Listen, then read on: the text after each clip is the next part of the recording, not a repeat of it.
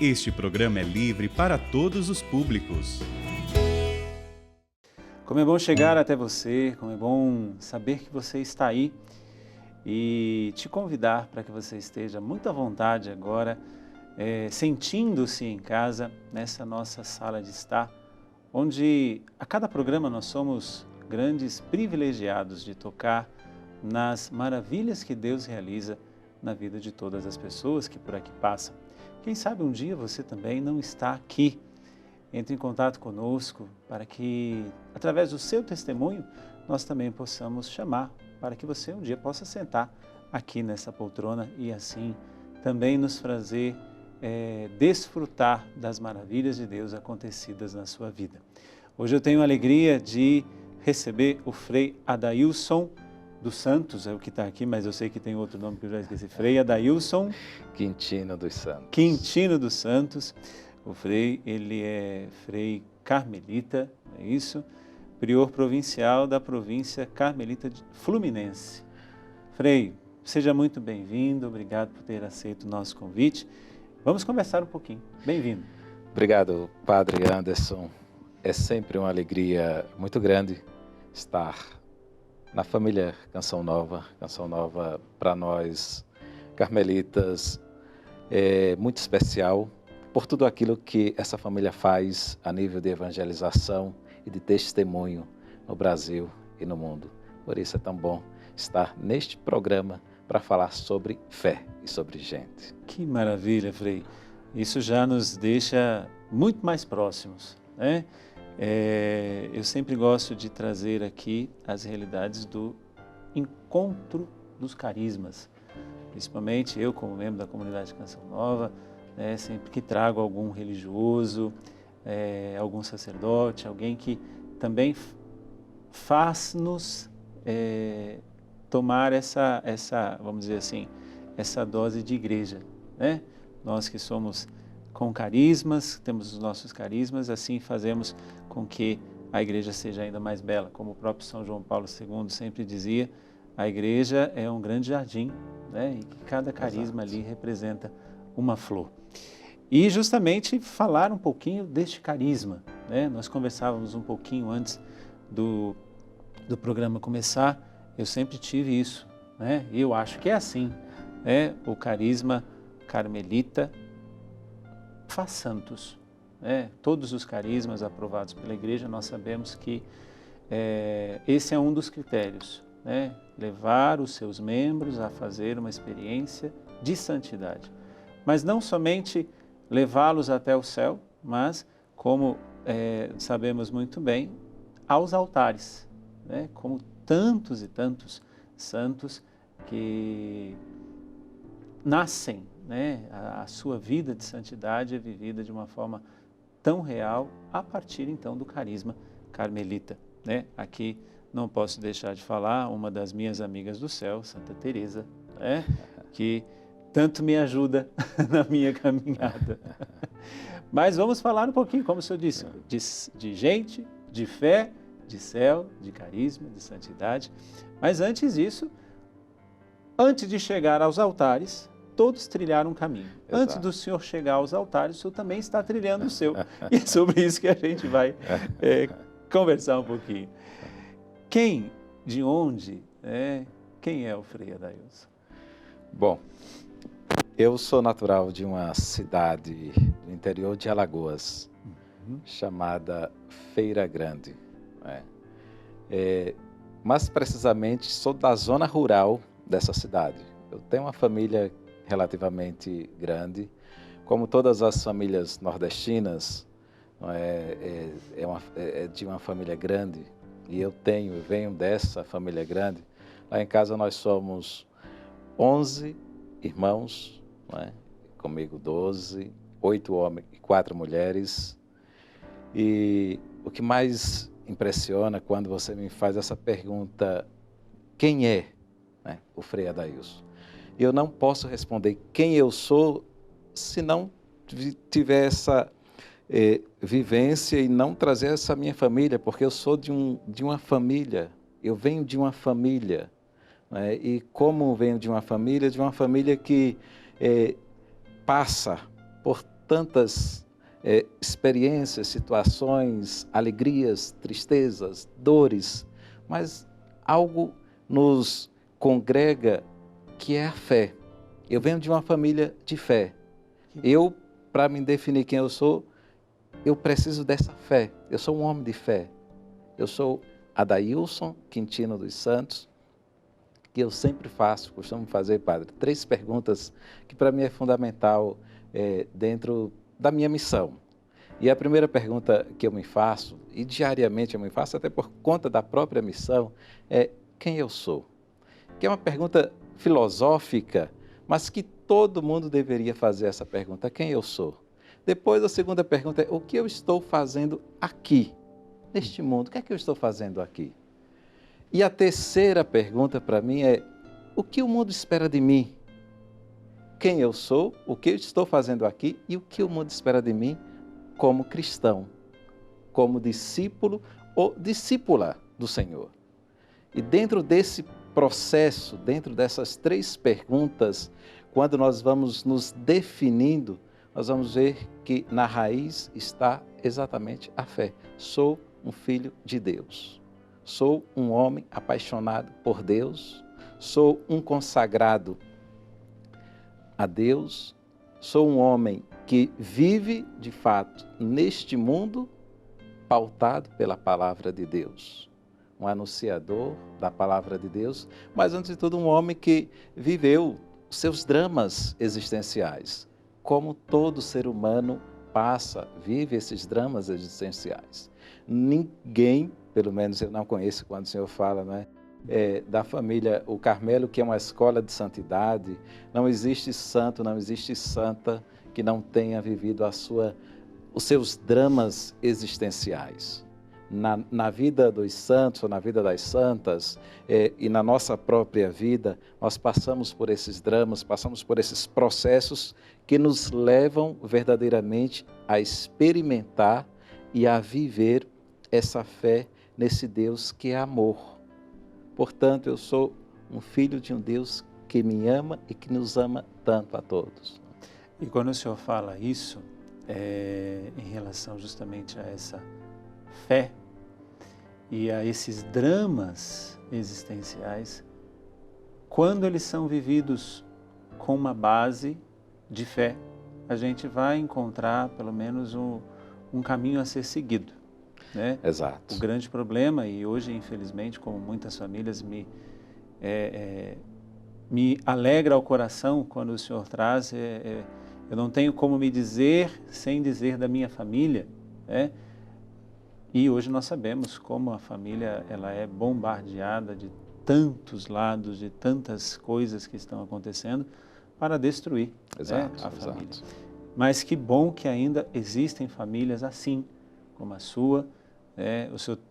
O senhor mais 11 irmãos, todos vivos? Todos vivos. Graças a Deus. Graças a Deus. Então, assim, não sei se vocês se reúnem vez ou outra, mas quando se reúnem, então deve ser só a família já é uma grande festa, né? Lá em casa nós dizemos assim, olha, não precisa convidar mais ninguém, porque só os irmãos, os cunhados, cunhadas, sobrinhos já formam uma grande festa, não é? Mas brincadeira à parte, é muito interessante porque nós vivemos sempre dentro de uma dinâmica familiar de muita união.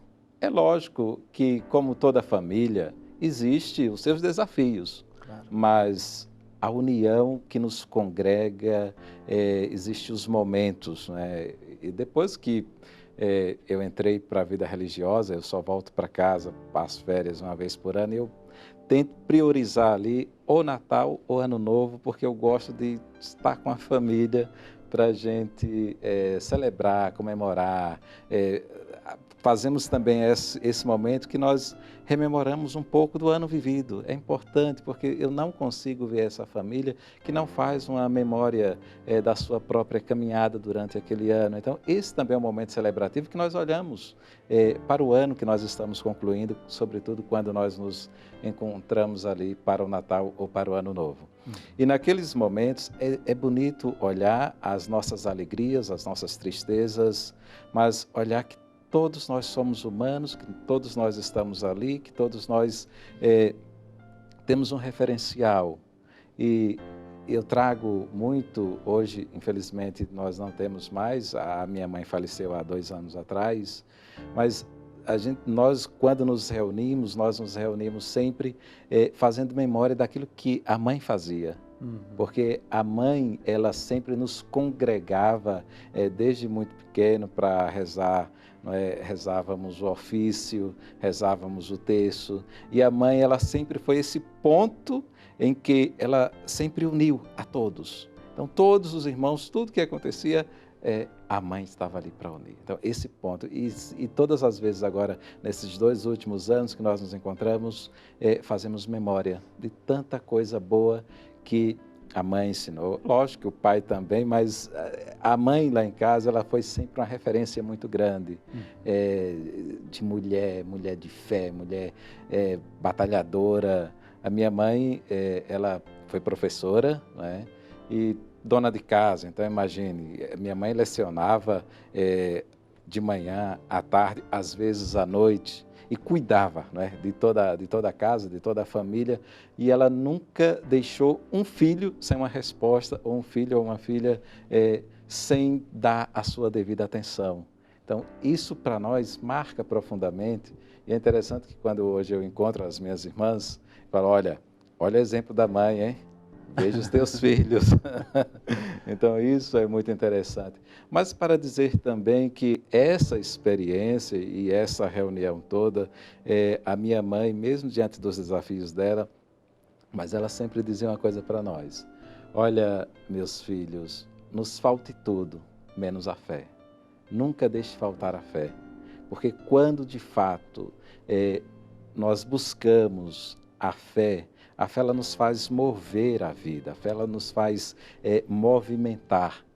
E tantas as vezes nós eu encontro muitas pessoas, lógico, por conta da minha própria missão, mas existe tantas pessoas, padre, que chegam para mim e falam, né, Frei, estou vivendo uma crise existencial.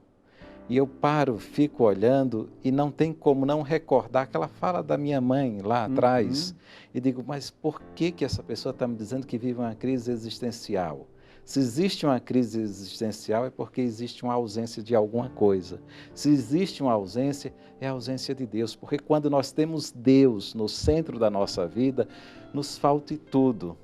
Mas o sentido da vida, o desejo de continuar lutando. Como diz São João da Cruz, nós passamos por muitas noites escuras da vida, mas a gente sabe que ao final de uma noite escura vem o clarear e o raiar de um novo dia. É a certeza desse Deus que está conosco, é a certeza desse Deus que caminha conosco. E essa certeza sempre foi muito forte na nossa família, na minha família e na minha própria vida. O senhor, como o senhor disse, eu também, muitas vezes a gente encontra mães e pais que até se desesperam, né, pelas escolhas que os seus filhos vão fazendo ao longo da vida. Né?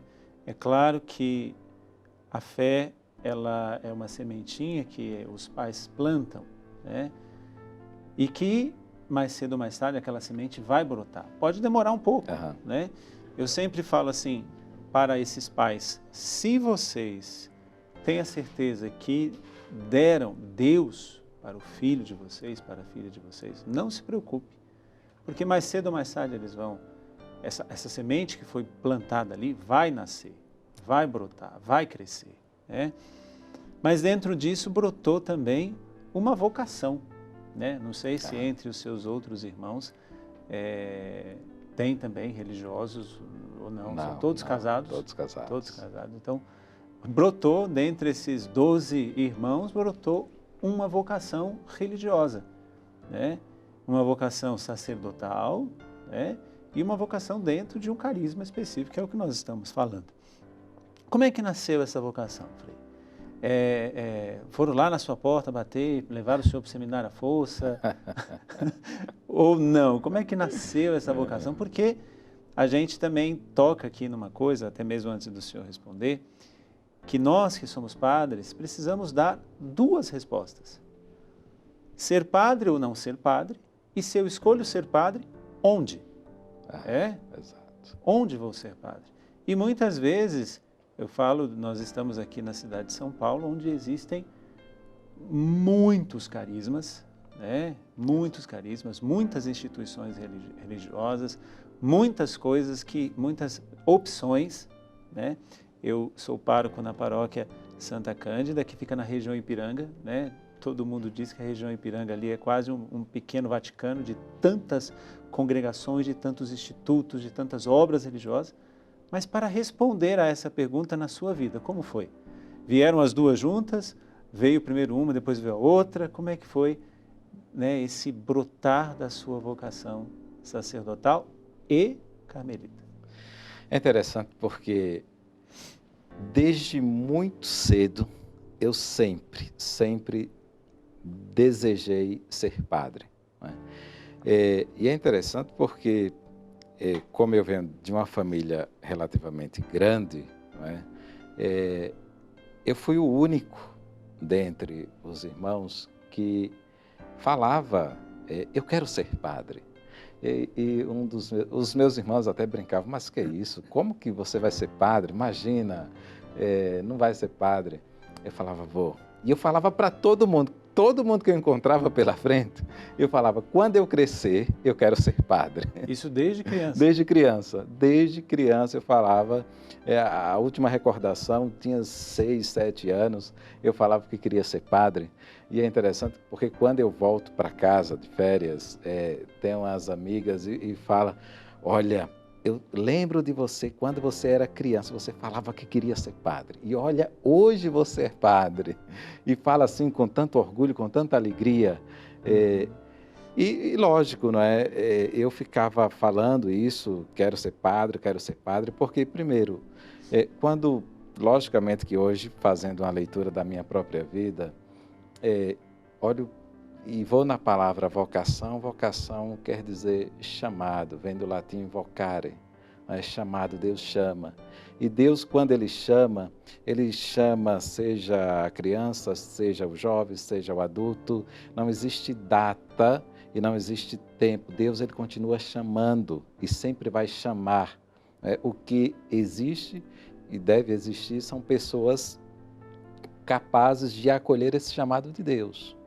E quando eu falava que queria ser padre, e como eu morava no interior, aquele desejo de criança, porque lá em casa a gente, nessa época, nem energia tinha nesse sítio que eu morava. Então eu lembro que até hoje, que aos domingos, veja bem, a gente ouvia a missa através do rádio. Então todo domingo era sagrado, 9 horas da manhã, ligava o rádio para ouvir, escutar a missa, né? E aquilo me alimentava. Ou seja, não tinha nem a frequência de padres lá. Não tinha. E eu ia à missa na cidade, quando criança, eu ia 2, 3 vezes por ano, eu ia na paróquia, porque não era tão fácil ir à paróquia. Então, era muito mais fácil ouvir, né, a missa. Só que aí depois, né, eu completei ali meus 8, 9 anos, eu tinha a minha avó, que morava numa cidade, em Arapiraca, é a segunda maior cidade do estado de Alagoas, né? Depois da capital é Arapiraca. E uma tia minha, irmã da minha mãe, morava com a minha avó. Minha avó, então, ela faleceu e a minha tia ficou sozinha, ela nunca havia casado. E aí, depois do sepultamento da minha avó, eu lembro que a minha mãe chegou e falou assim, olha, a minha irmã, o nome da minha tia era Hilda, ela está sozinha. E agora nós precisamos que alguém, um dos sobrinhos, vá morar com ela. E minha mãe estava com os outros irmãos e irmãs dela. E quem vai, né, morar? E aí, bom, vamos todo mundo para casa e depois a gente vai resolver quem que vai morar. E a minha mãe, eu lembro até hoje que ela volta para casa. Ela chegou em casa e perguntou, olha, a Hilda, ela está sozinha e ela vai precisar de alguém porque ela não quer vir morar na casa de uma das irmãs ou dos irmãos e ela quer ficar, né, lá. E quem vai morar com ela? Nós não podemos deixar ela sozinha. E aí eu lembro que tem os meus irmãos maiores, Aí perguntou, vai você? Você? Não, não vou. Aí eu levantei a mão, eu lembro que eu levantei a mão. Eu disse, eu vou. Aí olharam para mim e falaram, mas que isso, você não vai nada? Eu falei, vou sim. E aí, naquele momento, passou os 3, 4 dias, minha mãe, então tá bom, meu filho, vamos. Eu já ia para a cidade para estudar, ela falou, então nós vamos aproveitar, você vai morar com ela e você já vai ficar para estudar na cidade. Porque minha mãe foi a minha primeira professora, como ela era professora do primário, ela nos alfabetizou e as primeiras séries foram com ela. Todos vocês passaram todos, pela mãe pela e mãe. pela professora que era a mãe. Exatamente. E aí eu fui para a cidade, então morar com essa minha tia, e aí eu lembro quando eu cheguei no primeiro domingo, essa minha tia falou para mim, vou te levar na missa das crianças na Concatedral. Então todos os domingos, às 9 horas da manhã, quando ela não ia, o vizinho sempre me levava para a missa das crianças. E aquele desejo foi aumentando cada vez mais dentro de mim, mas eu não sabia de onde vinha tanto um desejo tão forte na minha vida. Passou-se, né, veio a minha adolescência, passou aquele momento e eu comecei, né, a estudar, depois fiz experiência de namoro, né, mas aquele desejo, ele não permaneceu mais tão forte, mas ele estava lá dentro, meio que adormecido dentro de mim. Depois desse momento de namoro, que eu namorei uma moça, era do grupo de jovens da paróquia, e aí ela comecei a participar da paróquia ativamente, né, dos movimentos. Para mim, o grupo de jovem era o melhor encontro, né, que a gente fazia, porque o grupo do qual eu participava, que era o JBC, Jovens em Busca de Cristo, existia uma ação muito intensa na paróquia, fazíamos muitos movimentos na paróquia, sobretudo na área social, éramos muito ativos na área. E eu comecei a namorar e aí eu lembro que um ano o padre chegou e falou, Adailson, você não quer ser padre? Aquilo eu congelei drasticamente. Eu falei, Eu disse, não, padre, não quero. Quando eu volto para casa, eu falei, puxa vida, por que eu não falei que eu queria ser padre? Isso é isso que eu quero ser. Aí, ok, passou-se um ano exatamente, o padre novamente chega, Adailson, você não quer ser padre, você tem certeza? Isso o senhor continuava com a namorada? Com a namorada. Aí eu falei para ele, sim, padre, quero. Aí ele falou, então conversa com a tua namorada, procure a secretária, porque ela havia sido religiosa, e conversei com a minha namorada, e ela já percebia, por estar tanto na igreja, por estar tão envolvida nos movimentos, e ela também, fez uma experiência também de vida religiosa, né, e ela falava, olha, fique muito livre, né, para a tua escolha. É importante que você faça essa escolha dentro dessa liberdade que a gente sempre tem e conversamos bastante, né? E foi depois dessa segunda vez que o padre chegou e falou que eu, de fato, queria ser padre, que aí ele falou, então vai procurar a secretária, conversa, e ela vai te apresentar os religiosos e vai te apresentar a diocese. Porque eu não sabia qual era a diferença de religioso e de padre diocesano, imagina, eu só sabia de uma coisa, eu queria ser padre. O senhor só respondia a primeira pergunta, né? E é justamente essa grande, eu acho que assim, quando um jovem, né, tem esse anseio, ele tem o anseio a isto. A segunda pergunta vai ser um plus, bem plus depois, né? Que nós vamos conversar daqui a pouquinho, Frei, no próximo bloco, mas o Frei logo no começo ele nos deixou 3 perguntas que eu quero deixar para você nesse intervalo e pensar, não somente nesse intervalo, porque vai ser rapidinho, mas durante esses dias, quem é você? O que você está fazendo no mundo? Né? E o que o mundo espera de você? O que será? Quando o senhor fez a primeira pergunta, me lembro também de uma outra carmelita, só que é a pequenininha, não a Teresa, mas a Terezinha. Sou o que Deus pensa de mim, né? Fica pensando um pouquinho. Vai lá, levanta, toma uma água e volta para nós continuarmos ouvindo a história do Frei, mas com essa pergunta, com essas. Quem é você? O que você está fazendo da sua vida? E o que o mundo espera de você? Daqui a pouquinho a gente volta com Gente de Fé.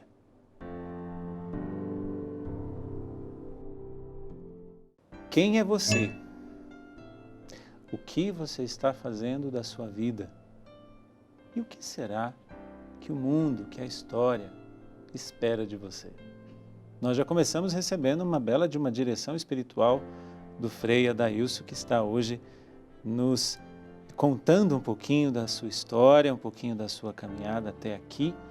Ele é Frei Carmelita, prior provincial da província aqui de Fluminense, que corresponde a São Paulo. Hoje nós estamos presentes nos estados de São Paulo, Rio, Minas, Brasília, Palmas, Rio Grande do Sul, Bahia e agora estamos assumindo uma missão na Itália, né?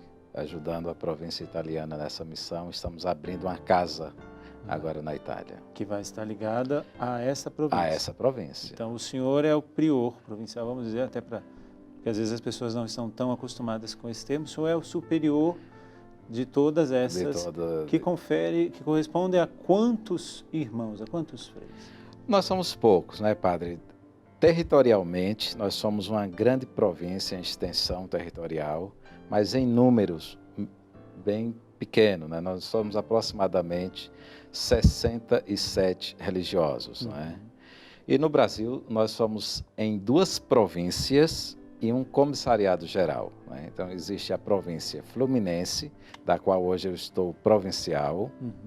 Existe a província do Nordeste, que é a província de Recife, que compõe ali os estados de Pernambuco, Sergipe, Ceará, Paraíba, também comissões na África e Rio Grande do Norte, tem outros estados ali, e o comissariado geral, não é, que tem sede em Paranavaí, no Paraná, e compreende ali outros estados do sul do Brasil. Então hoje o senhor mora aqui em São Paulo, é isso? Como provincial ali, ali na Bela Vista? Exato, exato. Hoje eu fico aqui em São Paulo, não é? Suas coisas, né? Exatamente, porque é complicado, porque o provincial está sempre em visita às comunidades, né? E a minha residência ali é aqui em São Paulo. Onde o senhor deixa as suas coisas fora da mala, estão lá. Exatamente. E o senhor está já há quanto tempo? Fica ainda por mais quanto tempo? Porque é uma eleição que acontece. Né? É uma eleição, exatamente. A cada 3 anos eu estou no último ano, não é, desta missão. Próximo ano já, com a graça de Deus, nós vamos eleger um novo Cirineu para carregar essa cruz, né? O senhor ficou 2 mandatos? Eu fiquei um mandato. Eu fui, por 2 mandatos, conselheiro, né? Trabalhava na área administrativa da província e responsável pelos trabalhos sociais da província, né? Então, hoje nós temos uma rede, não é, que é a nossa rede de solidariedade da província, então eu ficava responsável pela organização, o acompanhamento de todos os trabalhos sociais e econômico da província. E o econômico da província faz todo esse trabalho na área de gestão. E caso o senhor seja... Porque o senhor pode ser reeleito ou não? Sim, sim. O senhor pode ser reeleito? Pode ser reeleito. Por 2 mandatos? Por mais um mandato, isso. Esse que o senhor está isso, reeleito mais uma vez? Exato. E caso o senhor não seja reeleito, o senhor fica somente na província ou o senhor pode ser também transferido para qualquer outro lugar? Como é que funciona, né? Eu posso ser transferido se eu, por exemplo, como existe 2 províncias e um comissariado geral, ou também se eu quiser fazer uma experiência de missão fora do Brasil, eu posso, né, solicitar para fazer uma experiência fora. Os carmelitas estão presentes no mundo inteiro. Né? E muito antigos. Né? Exatamente. Nós temos mais de 800 anos, né, de história presente na vida da igreja. Poderia escolher um desses países onde estamos em missão para residir e fazer essa experiência de missão. E aqui no Brasil, obviamente que com a graça de Deus concluímos, né, e vamos concluir a nossa gestão, né, e aí eu eu gostaria, isso não depende de mim, não é? Mas eu gostaria de assumir uma missão, talvez no Nordeste do Brasil, porque em Salvador nós temos casa, não é, de missão, e aí, quem sabe, o ano que vem eu esteja nessa missão, mas aí é o Deus desejo, sabe só de Deus tudo. sabe. Deus e aqueles que vão eleger. Mas nós conversávamos no finalzinho do primeiro bloco sobre justamente essa descoberta. Bendita ida do Senhor para a casa da sua tia, onde houve aí todo esse mover de Deus, encaminhando o Senhor. Algo que ele tinha plantado no seu coração e que ficou ali, mas que ficou um pouquinho, como o senhor mesmo disse, um pouco que adormecido. Mas também bendito esse padre, né, atento, que deixou passar, fez esse primeiro apelo, depois, passado exato um ano, fez de novo, foi aí que o senhor, opa, o que eu preciso, eu tenho que dar uma resposta. E aí essa resposta foi dada. Foi fácil, não foi fácil? Como é que foi essa resposta para chegar até, né, a formação, o seminário e tudo mais? Padre, nunca é fácil, não é? Largar tudo, deixar tudo, né, para abraçar esse novo estilo de vida. Só que, como eu já vinha com aquele desejo, para mim, obviamente, foi mais fácil dentro de um processo, porque para tomar uma decisão é preciso fazer um discernimento. Então, dentro do processo de discernimento e do acompanhamento vocacional que eu fiz, foi muito mais fácil dar uma resposta com mais consciência, não certeza total, porque certeza nunca teremos, certeza 100%. Mas consciência dessa resposta nós temos através de uma vida de oração, através do acompanhamento, através dos diretores espirituais, que são fundamentais dentro de um processo vocacional, para que o vocacionado ou a vocacionada decida e faça essa opção. Graças a Deus eu tive pessoas maravilhosas na minha vida que me ajudaram muito, inclusive leigas e leigos que puderam, de fato, mulheres e homens de experiências de fé maravilhosas que puderam me ajudar nessa tomada de decisão, além, obviamente, dos padres e do processo vocacional que eu fiz. Quando eu fiz esse encontro vocacional, eu fiz o encontro vocacional no ano de 1998, eu fiz um ano de acompanhamento em Salvador, e quando eu faço essa opção pela Ordem do Carmo, na minha cidade, todos os anos, ia um frei carmelita fazer as Santas Missões. E era interessante porque ele fazia as Santas Missões e ele distribuía santinho, era muito santinho. E eu peguei aquele santinho e com aquele santinho eu olhava para o santinho e olhava para a minha vida e lembrava de Nossa Senhora. Eu falava, e o padre, esse frei, ele falava muito de Nossa Senhora. E eu falava, gente, mas é tudo que eu quero, porque eu quero ser padre. Essa ordem é uma ordem de Nossa Senhora, porque depois, obviamente naquele momento eu não sabia, mas depois eu fui ver o nome da ordem, Ordem dos Irmãos da Bem-aventurada Virgem Maria do Monte Carmelo, que é o nome da Ordem do Carmo. Eu falei, é lá. E, para além disso, é interessante que essa secretária que havia sido religiosa, ela me deu um presente. E o presente que ela me deu foi o livro História de uma Alma, de Santa Teresinha do Menino Jesus. E eu lembro que eu peguei aquele livro e dentro de 3 dias eu devorei o livro. Assim, li, literalmente, depois voltei na leitura por 2 vezes esse livro nesse momento. Quando eu terminei de ler esse livro, eu falei, é nessa ordem que eu quero entrar, sabe? Nossa Senhora e Santa Teresinha é aqui o meu lugar. E foi exatamente no dia 31 de janeiro de 1999, que eu lembro até hoje, eu tomei o ônibus no terminal rodoviário da minha cidade e fui direto para Salvador, já para no dia 1º de fevereiro estar ali para o ingresso no ainda aspirantado daquela ordem, não é? Dessa ordem da qual hoje eu faço parte. E já são 22 anos. Caminhando para 22 anos. Não é? Nesse... Nesse processo, não é, lógico que quando eu faço a opção e a escolha pela Ordem do Carmo, eu fiz também essa escolha, além de Santa Teresinha, além de Nossa Senhora, não é? Já desde muito cedo fazia a consagração a Nossa Senhora, fiz a minha consagração através do Santo Escapulário. Não é? Eu costumo falar, padre, que todo cristão deveria usar o escapulário. Não é porque eu sou carmelita que eu estou aqui fazendo propaganda do escapulário, mas é pelo valor da consagração que o escapulário tem, por aquilo que os papas e os santos puderam, não é, deixar como legado esse grande apelo. Usem o escapulário de Nossa Senhora do Carmo. Existem as promessas do escapulário para aquele e aquela que usa o escapulário de Nossa Senhora do Carmo.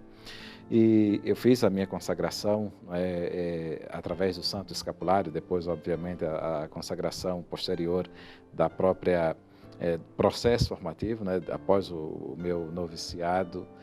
E eu falo para o senhor o seguinte: dentro dessa trajetória, não é que existe, não é? O Carmelo quer dizer jardim florido. Não é que a minha vida foi um jardim florido, não. Existe muitos espinhos, existiram e vai continuar existindo, que eu sei que vai continuar existindo, mas eu tenho uma certeza, a certeza que no meio desses espinhos existe flores, existe rosas, existe o perfume de Deus na nossa vida, existe a graça de Deus.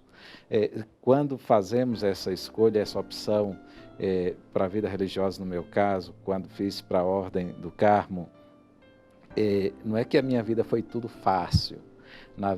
A minha história, e aí eu gostaria novamente de salientar, não é que foi uma história mágica. Uhum. Não, foi uma história que veio de uma família, eu venho de uma família de 12 irmãos, com os seus dramas, mas com as suas alegrias, mas sempre com uma certeza, a certeza de continuar na perseverança.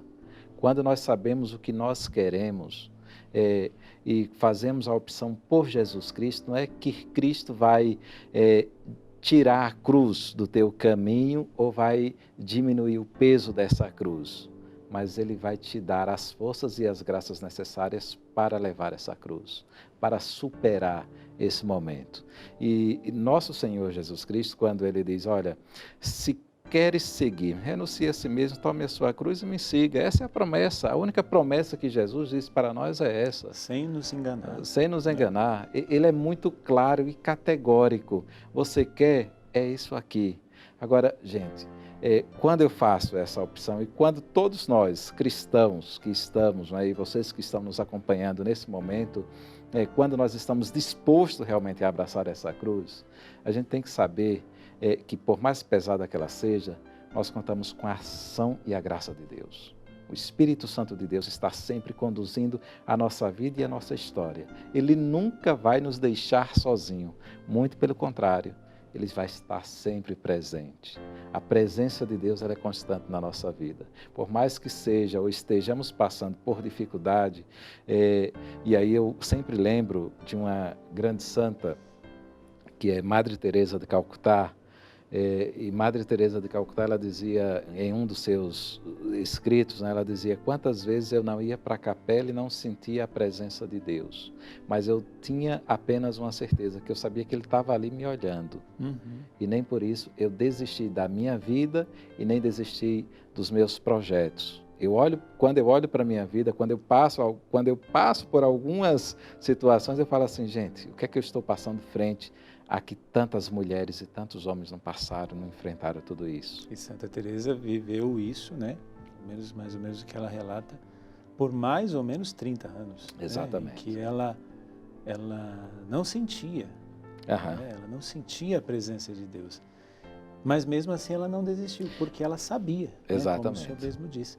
Ela sabia da presença eucarística na capela, ela sabia que Deus tinha prometido que estaria com ela até o fim dos tempos, ela sabia e assim ela não desistiu e é o que deveria nos motivar. Né? Nós somos de família salesiana, então Dom Bosco também tem uma frase que não basta saber, é preciso sentir. Mas muitas vezes nós não vamos sentir. E aí vai ter que ser o saber que Ele está que vai nos conduzir, né? Mas dentro disso, Frei, até porque muitas vezes a gente, para as pessoas leigas, fica algo muito distante. E, se o Senhor me permite, aproximar a sua vida da vida das pessoas agora, porque muitas vezes eles acham que a gente tem as asas escondidas nas costas, que a gente não tem problema, que a gente decidiu, que nós decidimos seguir Jesus, então a nossa vida é tranquila. A gente sabe que não é bem assim, né? Dentro de todos esses processos que o Senhor foi vivendo, quais foram os seus maiores desafios? O senhor tem 42 anos. Nesses 42 anos, caminhando aí para 22 anos de vida religiosa, vida consagrada, quais foram os seus maiores desafios vividos? Olha, Padre, para mim é uma experiência que eu tive, não é, muito dolorida, e que é somente através da fé, né, que nós vamos superando. Para mim, um dos maiores desafios foi quando eu perdi a minha mãe há 2 anos atrás.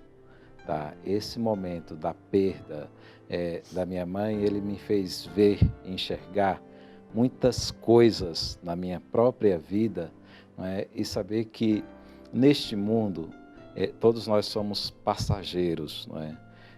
E por ser passageiro, nós precisamos viver com muita intensidade todos os momentos da nossa vida. Aqui neste mundo nós não estamos de passagem, no sentido de que não posso viver uma vida sem me comprometer com as coisas de Deus. Nesse mundo eu preciso mais do que nunca me comprometer com as coisas do alto, com as coisas de Deus, né?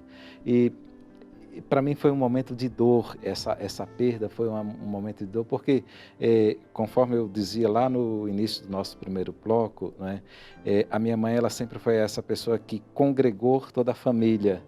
E quando a gente perde aquela que congrega a família, existe um vazio muito grande. Só que depois eu vim lembrar e pensei, olha, existe um vazio físico da pessoa dela, mas os valores e os ensinamentos que ela deixou para nós, né? O legado, isso são de fundamental importância para continuar a nossa vida. Hoje, lógico, como sacerdote, nós como sacerdotes, né, enfrentamos e recebemos muitas experiências, muitas pessoas que passam por momentos também de perda e que nem sempre conseguem superar esses momentos. Eu sempre digo, olhe para a vida dessa pessoa que ela deixou como legado na tua vida, os ensinamentos, as coisas boas, sabe? Não existe ninguém que não tenha feito algo bom ou que impactou a vida de alguém neste mundo. Sempre quando nós olhamos existe alguma coisa, né? E quando eu olho para tudo isso, eu consigo olhar, lógico que eu sinto a ausência física. Sua mãe faleceu do quê? Ela teve um AVC. Teve um AVC. E aí eu lembro e falo assim, olha, por mais que ainda é dolorido, mas Deus ele usou a minha mãe como um instrumento de transformação da nossa vida. Minha mãe ela transformou a nossa vida. E depois outros, né? Lógico que esse para mim é o maior desafio e lógico que todos os dias é um processo, porque também não é um processo mágico que perdemos, agora já vou fazer isso vai mudar. Não, é um processo. Depois, quando eu olho para esses momentos, quando eu volto para a presença, eu falo assim, Senhor, obrigado por ter me permitido e me dado uma mãe que me ajudou a ser quem eu sou, estar onde eu estou, porque me deste ela. E rendo graças a Deus pelo dom da vida dela. E até mesmo é interessante porque quando eu passo e estou em casa de férias, celebro nas comunidades e quantas pessoas que foram alunos e alunas da minha mãe e chega para mim para agradecer. Assim, olha, eu agradeço muito a sua mãe, porque ela foi uma pessoa de uma importância muito grande na minha vida. É tão bonito ouvir isso, é gratificante ouvir isso. E aí, quando eu olho para a minha vida, eu falo assim, gente, os meus probleminhas, isso não é nada, porque a graça de Deus é tão maravilhosa, tão grande. E é justamente nesse momento, Frei, porque assim, a nossa fé, ela é pascal. Exatamente. E a gente, eu sempre falo, porque eu também já vivi a experiência, meu pai já faleceu também, meu pai faleceu em 2015. E é justamente neste momento em que nós sepultamos uma pessoa amada, uma pessoa querida, em que nós vamos ter que provar realmente a nossa fé pascal. Exato. Né? A nossa fé na ressurreição, a nossa fé que o nosso lugar não é aqui, a nossa fé que nós vamos passar e que quando sepultamos este deve fazer crescer a esperança de um céu, de uma luta para nós, né? Principalmente quando depois da morte do meu pai, sempre que eu vou às exéquias, eu sempre digo isso, vocês que ficam, vocês têm que fazer valer a pena, né? Porque aí é onde realmente nós tocamos na nossa fé. Porque muitas vezes a gente acha que toca na fé quando acontece um milagre, ou quando acontece uma cura, ou quando nós estamos bem dentro de uma teologia da prosperidade, ou qualquer coisa nesse sentido. Mas pela nossa fé ser pascal, é quando a gente mais toca na nossa fé, principalmente nesses momentos. Exato, exato. A experiência que eu fiz com meu pai, a experiência que o senhor faz com a sua mãe, porque muitas vezes a gente nós podemos até ser tentados em dizer, mas eu rezei, eu pedi, e onde o senhor esteve? Olha, eu estou entregando a minha vida, por que o senhor permitiu que isso acontecesse? Nós podemos até correr o risco dessa tentação. E aí, padre, e aí eu fico olhando, né, na minha própria vida e às vezes até mesmo na vida dos meus irmãos, né, às vezes o nosso lado egoísta quando nós agimos dessa forma. Sim. Né, porque quando eu ajo dessa forma, primeiro que a minha relação com Deus, ela nunca pode ser uma relação de troca de favores. Vou te dar isso para você me dar aquilo. Quando eu vou para um momento de oração, para saber que eu estou na presença e na graça de um Deus que me ama e me ama por completo, como eu sou, que me dá uma grande oportunidade e sempre um chamado de mudança de vida. E quando eu olho para a minha realidade como um todo, eu estou olhando para essa realidade como um todo, não a partir de um ponto egoísta, que muitas vezes, por conta de uma carência, por conta de um egoísmo, nós somos por demais apegados a pessoas. Não é que não ser apegado ou deixar de não ser apegado, não é que nós não amamos, nós amamos, mas essa fé pascal, ela tem que me levar a um estágio e a uma experiência que é muito maior do que os nossos sentimentos. E quando eu tomo consciência de que nesse caminho aqui, nessa peregrinação, porque nós somos peregrinos, eu digo geralmente, padre, que existe dois tipos de pessoas nesse mundo. Existe o peregrino é aquele que vai para o santuário, para fazer o encontro. Existe o caminhante, é aquele que está caminhando, que para ele não tem um ponto de chegada, ele só tem um ponto de saída, não sabe para onde vai. E esse caminhante aqui, para ele qualquer lugar está bom. Quantas vezes na nossa própria vida, não é, na nossa experiência, porque naquele momento Deus não quis me atender, não é que Deus não quis me atender, é que eu não tive a paciência de receber aquilo que eu pedi no tempo oportuno que Deus preparou para a minha vida. E aí a primeira coisa que eu faço é abandonar a igreja, é abandonar os movimentos, é abandonar, né, a vida eclesial. O próprio Deus. O próprio Deus, tanta revolta com Deus, tanta revolta. Aí eu fico me perguntando, que tipo de fé é essa? Porque a nossa fé, ela é uma fé que ela é provada. E somos provados nesse momento. Então Deus, ele é um Deus que gosta de te ver sofrendo. Não, Deus não gosta de ver ninguém sofrendo. Deus, ele quer a alegria, Deus quer a libertação de todos nós. Mas o processo no qual somos chamados a passar exige de nós passar por esse momento. Agora, nós temos que saber, eu quero de fato, e eu estou apto, eu quero de fato fazer essa experiência, sabe? Eu estou de fato querendo superar esse momento da minha vida, porque tem muita gente que só olha para o passado, só fica apegado por ter mais as experiências do passado. Gente, o que nós temos, e eu digo sempre que na nossa vida nós temos que olhar para o nosso passado, fazer uma leitura do presente para projetar o nosso futuro. É isso que vale, eu tenho que pegar os ensinamentos lá do passado. E na minha fé é a mesma coisa. Quando nós, como carmelitas, né, e todo cristão, né, batizado, tinha que fazer, e tem que fazer, né, eu sempre assim, no final do dia, né, antes do repouso, eu faço o meu exame de consciência e começo a olhar, tento fazer todas as memórias desde o momento em que eu acordei até o momento do repouso e vou ver a presença de Deus. Quais foram os momentos que Deus esteve mais presente, os momentos que eu senti mais ausência de Deus? O que eu fiz para não sentir essa presença de Deus? Minhas fugas exatamente, de Deus. Exatamente. E o que eu preciso melhorar para no dia seguinte eu ser uma pessoa melhor? E quando eu falo uma pessoa melhor, ser um cristão melhor. No meu caso, ser um melhor sacerdote, ser um melhor religioso. Para os meus irmãos, para aqueles e aquelas que vão bater a porta do convento, atrás de uma palavra, atrás de um consolo, para que a gente de fato possa ajudá-los.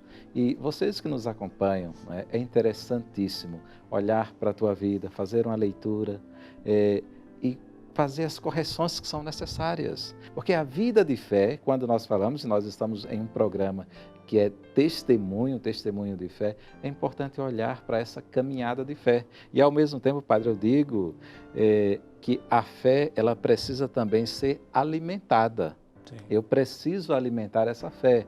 Para ser um homem, para ser uma mulher de fé, eu preciso buscar quais são, aqui eu vou usar uma palavra, talvez não seja mais apropriada, mas as ferramentas para me ajudar a fortalecer nessa caminhada de fé. E aí nós temos tantos, né? Nós temos a oração do texto, nós temos o ofício, nós temos a leitura da palavra de Deus, tudo isso, todos esses momentos nos ajudam muito a fortalecer a nossa fé, a nossa caminhada. E assim nós vamos encerrando o nosso programa e eu volto, né, depois desse lindo testemunho do Frei, com as perguntas que ele nos provocou lá no começo. Para sermos gente de fé, eu posso até trazer isso, Frei. Para sermos gente de fé, é preciso responder quem eu sou. O que eu estou fazendo da minha vida? A vida é dom, a vida é graça. O que eu estou fazendo da minha vida? O que eu estou fazendo no mundo? E o que realmente o mundo, a história, Deus espera de mim? Frei, muito obrigado pela sua presença, obrigado pela sua partilha, né? E principalmente eu tenho certeza que as suas palavras nos enriqueceram muito e nos provocaram bastante, né? Muito obrigado mesmo. Seja sempre bem-vindo. Eu que agradeço, nosso programa. Padre. Obrigado. Este e todos os outros programas você também pode acompanhar no Canção Nova Play, que é o canal da Canção Nova no YouTube. E pense numa coisa, de tudo que te acontece, Deus sempre tem uma vontade soberana. Você já se perguntou qual é a vontade de Deus dentro de tudo que você vive? Até o próximo programa, se Deus quiser.